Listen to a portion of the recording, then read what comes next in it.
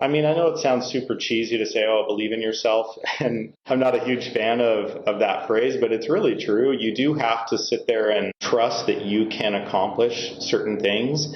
And then you really have to look for those opportunities. You have to be intentional in every aspect of what you're thinking, what you're reading, what you're doing.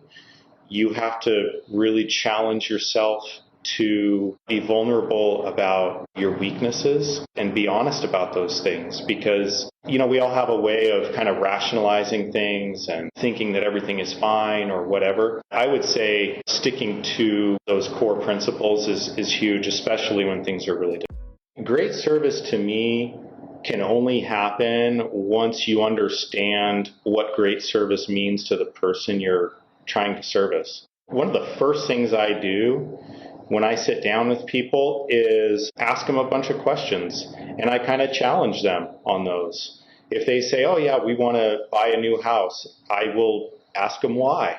What is it you're trying to accomplish? I try very hard to be curious and to look for hidden signs. It's kind of like what we did in the design world. You'd have people that would say, oh, I want, this new house or whatever.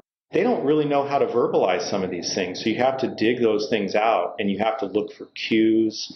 You have to look for emotional signs. When you sit down with them, what do they get excited about, and dig into those things. So I feel like when you understand that and you're not tied to the result of, just making a deal happen, then that's where they end up trusting you. And people know that if they come to me to ask me a question, I'm not going to tell them, yeah, this is a perfect time to sell your house. I'm going to say, why are you being able to provide the family with this flexibility like we talked about earlier? I never thought that was possible. When I was in the corporate world, that's a pipe dream. I'm pretty excited about bringing other people into a world like that too, where they can have that same opportunity. And so growing these two different offices, I am really excited about being able to teach someone else how to do that and to give them that flexibility and them that ability to grow for their family. I mean, that's pretty huge for me.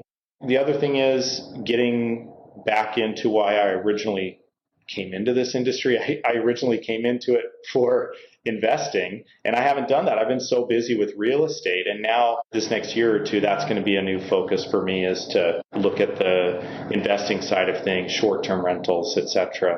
But I would say the biggest thing I'm excited about is helping other people I would love to have some young individual that's starting a family, those years that no one ever told me about real estate, I would love to be able to help them to get a jump on things.